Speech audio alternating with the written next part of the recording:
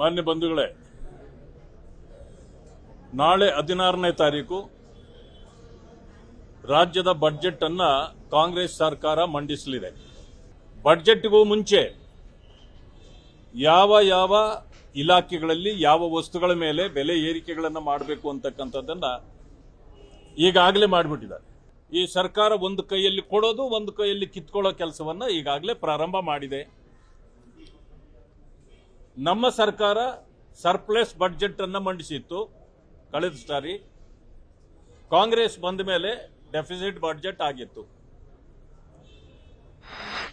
ವಿಶೇಷವಾಗಿ ದಲಿತ ವರ್ಗಗಳಿಗೆ ಮೀಸಲಿಟ್ಟಿದ್ದ 34,000 ಕೋಟಿಗಳಲ್ಲಿ 11,144 ಕೋಟಿ ರೂಪಾಯಿಗಳನ್ನು ಅವರ ಖಾತೆಯಿಂದ ಕಿತ್ತು ಬೇರೆ ಬೇರೆ ಇಲಾಖೆಗಳಿಗೆ ಹಂಚಿ ದಲಿತರಿಗೆ ಮೋಸ ಮಾಡಲಾಗಿತ್ತು.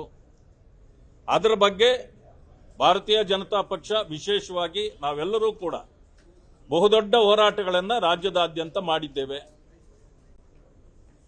ಈ ಸಾರಿ ಕೂಡ ಈ ಬಜೆಟ್ನಲ್ಲಿ ಬಹುಶಃ ಅದೇ ರೀತಿ ದಲಿತರ ಹಣಕ್ಕೆ ಕನ್ನ ಹಾಕುವ ಕೆಲಸವನ್ನ ಕಾಂಗ್ರೆಸ್ ಸರ್ಕಾರ ಮಾಡ್ತದೆ ಅಂತ ನಮಗೆ ಈಗಾಗಲೇ ಅನುಮಾನ ಇದೆ. ಅದು ಆಗಿದ್ದೇ ಆದರೆ ಇಡೀ ರಾಜ್ಯಾದ್ಯಂತ ನಾವು ದೊಡ್ಡ ಹೋರಾಟವನ್ನ ಮಾಡಬೇಕಾಗ್ತದೆ. ದಲಿತ ಸಮುದಾಯಗಳನ್ನ ಸಂಪೂರ್ಣವಾಗಿ ಬೀದಿಗೆ ಇಳಿಸ್ತಕ್ಕಂಥ ಕೆಲಸವನ್ನ ನಾವು ಅನಿವಾರ್ಯವಾಗಿ ಮಾಡಬೇಕಾಗಿದೆ. ಯಾಕೆ ಅಂತಂದ್ರೆ ನಾನು ಕಾಂಗ್ರೆಸ್ ಸರ್ಕಾರಕ್ಕೆ ನೇರವಾಗಿ ಹೇಳ್ತೇನೆ, ಇದು ಒಂದು ರೀತಿಯ ಪಿಕ್ ಪಾಕೆಟ್ ಸರ್ಕಾರ, ಇದು ಜೋಬುಗಳ್ಳರ ಸರ್ಕಾರ ಅಂತ ಹೇಳಲಿಕ್ಕೆ ಬಯಸ್ತೇನೆ ನಾನು. ಯಾಕೆ ಅಂತಂದ್ರೆ ಅವರಿಗಾಗಿ ಇಟ್ಟ ಹಣವನ್ನ ನೀವು ಯಾವ ರೀತಿ ತೆಗೆದುಕೊಳ್ಳಿಕ್ಕಾಗತ್ತೆ? ಇವತ್ತು ಸ್ಟ್ಯಾಂಪ್ ನೋಡಿದ್ದೇವೆ. ಇವತ್ತು ಸುಮಾರು 250% ಅಷ್ಟು ಏರಿಕೆಯನ್ನು ಮಾಡಿದ್ದಾರೆ. ಈಗಾಗಲೇ ಬರ ಪರಿಸ್ಥಿತಿ ಇದೆ.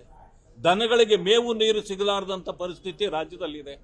ಆದರೆ ಹಾಲಿನ ಬೆಲೆಯನ್ನು ಕಡಿಮೆ ಮಾಡಿದ್ದಾರೆ, ಅದರ ಮೇವಿನ ಬೆಲೆಯನ್ನು ಹೆಚ್ಚು ಮಾಡಿದ್ದಾರೆ.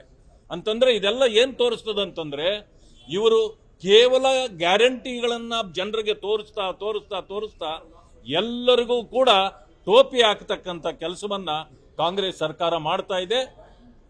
ಇವರು ಮಾಡ್ತಕ್ಕಂಥ ಪ್ರತಿ ಹೆಜ್ಜೆಯ ತಪ್ಪುಗಳು ಜನರನ್ನ ಇಡೀ ರಾಜ್ಯದಲ್ಲಿ ಸಂಕಷ್ಟಕ್ಕೆ ಸಿಲುಕಿಸ್ತಾ ಇದೆ ಅಂತಕ್ಕಂಥದ್ದನ್ನ ನೇರವಾಗಿ ನಾನು ಆರೋಪ ಮಾಡಲಿಕ್ಕೆ ಬಯಸ್ತೇನೆ. ಪ್ರತಿಯೊಂದಕ್ಕೂ ಕೂಡ ಕೇಂದ್ರದ ಕಡೆಗೆ ಬಟ್ಟು ಮಾಡತಕ್ಕಂಥದ್ದು ಸರಿಯಲ್ಲ. ನಿಮ್ಮ ಕೆಲಸವನ್ನ ನೀವು ಮಾಡಲಾರ್ದೆ ನೀವು ಬರೀ ಕೇಂದ್ರದ ಕಡೆಗೆ ತೋರಿಸಿ ಜನರಿಗೆ ಅನ್ಯಾಯ ಮಾಡ್ತಾ ಇದ್ದೀರಿ, ಜನರಿಗೆ ಮೋಸ ಮಾಡ್ತಾ ಇದ್ದೀರಿ, ಜನರಿಗೆ ವಂಚನೆ ಮಾಡ್ತಾ ಇದ್ದೀರಿ. ನೀವು ಎಷ್ಟು ಬಾರಿ ಬಜೆಟ್ ಅನ್ನು ನಾನು ಮಂಡಿಸಿದ್ದೇನೆ ಅಂತೇಳಿ ತೊಡೆ ತಟ್ಟತಕ್ಕಂಥದ್ದಲ್ಲ, ಯಾವ ರೀತಿ ಪರಿಸ್ಥಿತಿಯನ್ನ ನೀವು ನಿಭಾಯಿಸಿದ್ದೀರಿ, ಜನರ ಸಂಕಷ್ಟಗಳಿಗೆ ಯಾವ ರೀತಿ ಸ್ಪಂದಿಸಿದ್ದೀರಿ ಅಂತಕ್ಕಂಥದ್ದನ್ನ ಜನ ನೋಡ್ತಾ ಇದ್ದಾರೆ.